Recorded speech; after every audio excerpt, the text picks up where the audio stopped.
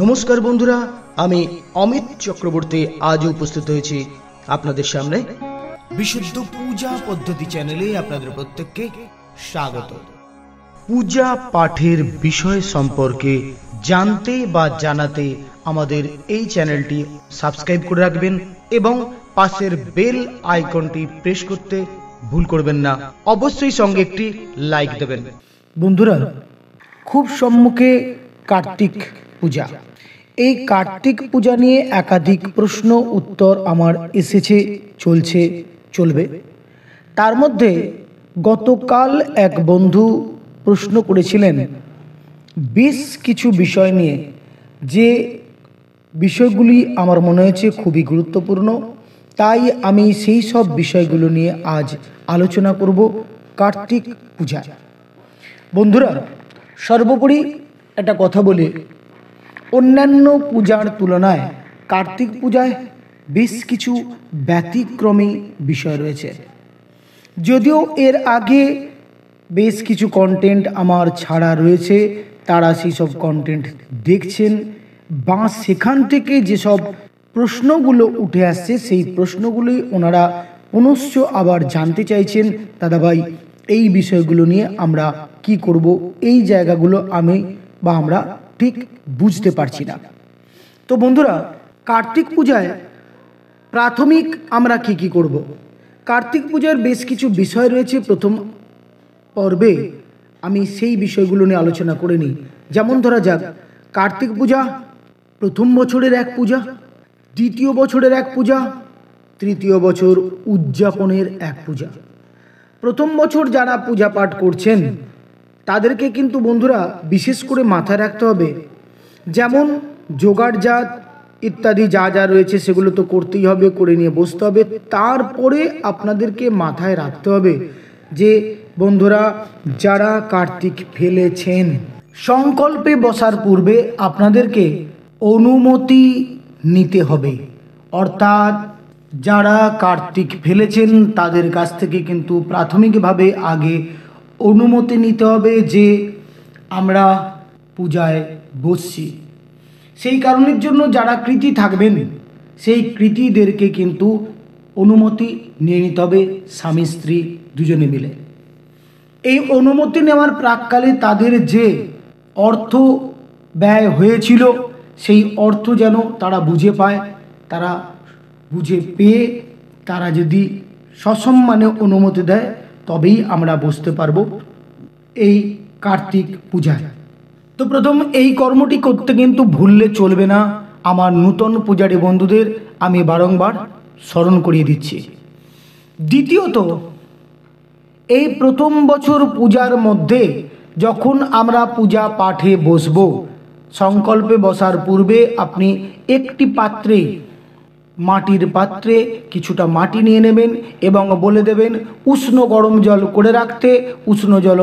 উষ্ণ গরম জল করে রেখে সেটা যেন অবশ্যই সংকল্পের অন্তের দিকে, শেষের দিকে আপনি ধান যে রোপণ করা হয় সেই রোপণ পদ্ধতি কিন্তু করতে ভুললে চলবে না। বন্ধুরা, এগুলো দেশ আচার কুলাচার। শাস্ত্রমতে অনেকে বলবেন যে এগুলো কিন্তু কোন শাস্ত্রে পেয়েছেন, কিন্তু বন্ধুরা আমরা যেখান থেকেই করে থাকি না কেন, আমরা আমাদের এখানকারের কুলের আচারটা মেনটেন করে থাকি। তাই কুলাচার আমরা মেনটেন করতে, দেশাচার আমরা মেনটেন করতে বাধ্য, আমাদেরকে মানতে হবে। তাই দেশ আচার অনুসরণ করে বা মেনে নিয়ে এই কর্ম কিন্তু আমরা সম্পাদন করব।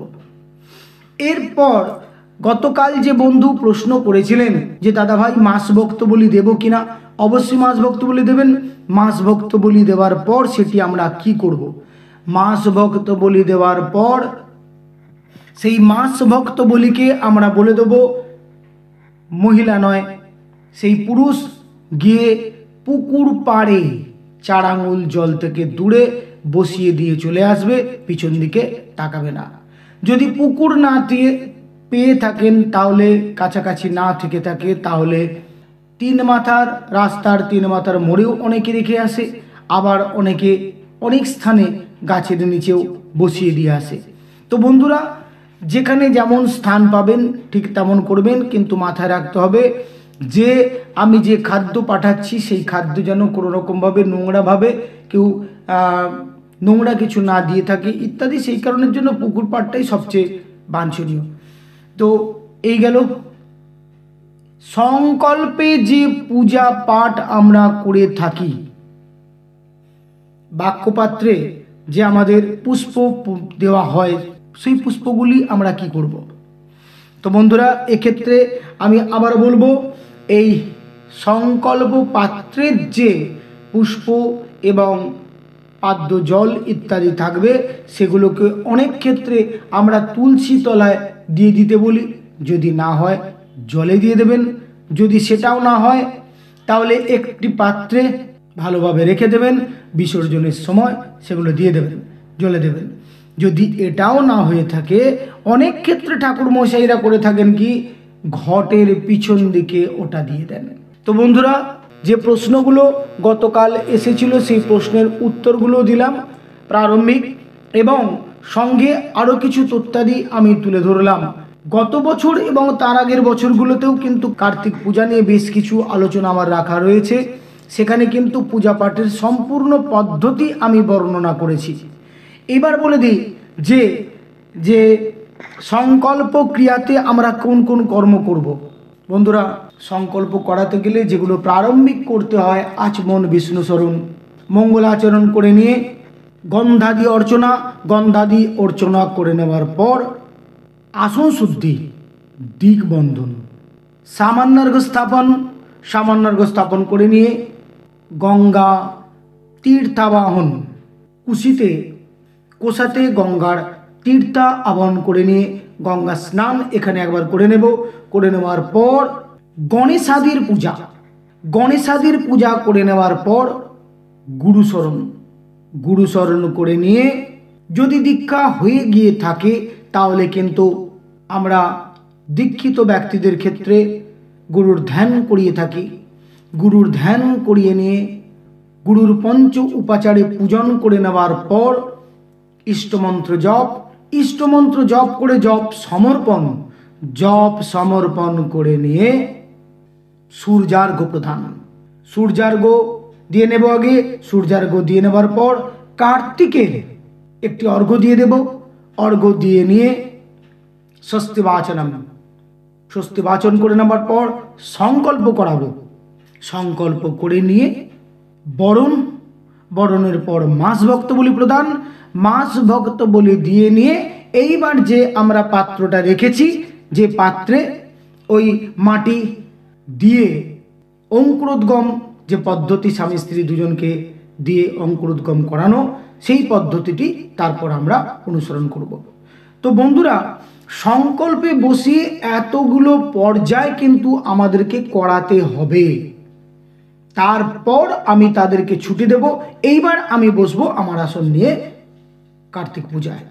অর্থাৎ সংকল্প ক্রিয়া করাতে গেলে তাদেরকে এই যেসব ক্রমগুলো আমি বললাম, এই এতগুলো ক্রম কিন্তু অত্যন্ত আবশ্যক অনুসরণ করা। তো বন্ধুরা, এবার ধরা যাক যে আমরা যে সংকল্প ক্রিয়া করাতে গিয়ে যেসব কর্মাদি সকল আমি করেছি, সেই সব কর্ম কি আমাদেরকে পূজা পাঠে বসে করতে হবে? হ্যাঁ বন্ধুরা, অবশ্যই করতে হবে।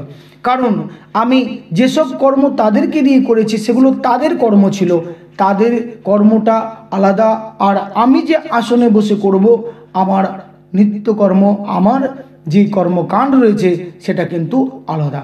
তাই আমাকে এই প্রারম্ভিক ক্রিয়া সকল কিন্তু করে নিতে হবে। করে নিয়ে আমাকেও পুনশ্চ মাস ভক্ত বলি প্রদান করে নিতে হবে। করে নিয়ে অগ্রসর হব, আমার নিজ কর্মে অগ্রসর হব।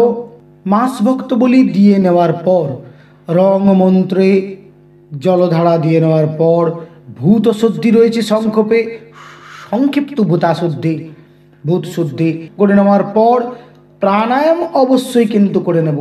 প্রাণায়াম করে নিয়ে তারপর আমরা পঞ্চগব্য শোধন, পঞ্চামৃত শোধন করে নিয়ে দ্বার পূজন করে নেওয়ার পর আমি যাব করন্যাস, অঙ্গন্যাস ইত্যাদি ন্যাসাদি যে ক্রিয়া রয়েছে সেই সব ন্যাসাদি ক্রিয়া সকল করে নেওয়ার পর আমরা তারপর যাব পিঠন্যাস করে নেওয়ার পর আমরা পীঠ পূজাও কিন্তু করে নেব।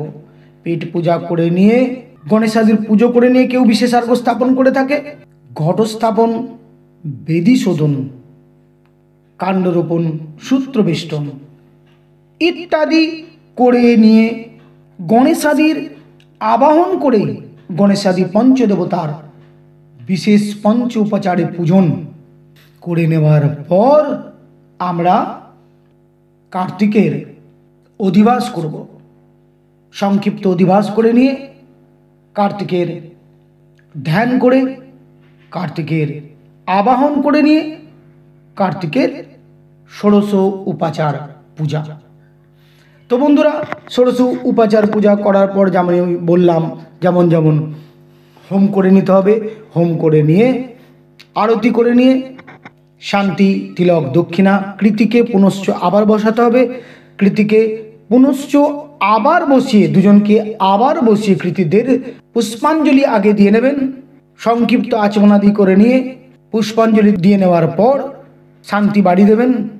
তিলক, তিলক অর্থাৎ যে হোম করার পর তিলক তৈরি করেছেন সেই তিলক দেবেন। তারপর দক্ষিণান্ত। তো বন্ধুরা, আমি যে ক্রম তুলে ধরলাম এক গুরুত্বপূর্ণ ক্রম এবং একের পর এক কিন্তু আমি বলে দিয়েছি কি কি জিনিস করতে হবে আমার নূতন পূজারী বন্ধুদের জন্য। বন্ধুরা, আমি যে সূত্র তুলে ধরছি এই সূত্র পূর্ণাঙ্গ সম্পূর্ণ করতে কম করে 3.5 ঘন্টা, 3 থেকে 3.5 ঘন্টা লাগবে। প্রাথমিকভাবে সাজাতে গুছাতে 45 মিনিট থেকে 1 ঘন্টা, 45 মিনিট সংকল্প, 45 মিনিট থেকে 1 ঘন্টা, 2 ঘন্টা, আমার নিজের পুজো 1 ঘন্টা, 3 ঘন্টা, হোমাদি ক্রিয়া ইত্যাদি মিলিয়ে নিয়ে 30 মিনিট, প্রায় 3.5 ঘন্টা তো লাগবে। আমি যে কর্ম সকল তুলে ধরলাম আমার নূতন পূজারী বন্ধুদের জন্য। বন্ধুরা, আমি এরপরেও আমি এক আবেদন প্রত্যেক বছর আমি করে আসছি আমার নূতন পূজারী বন্ধুদের জন্য।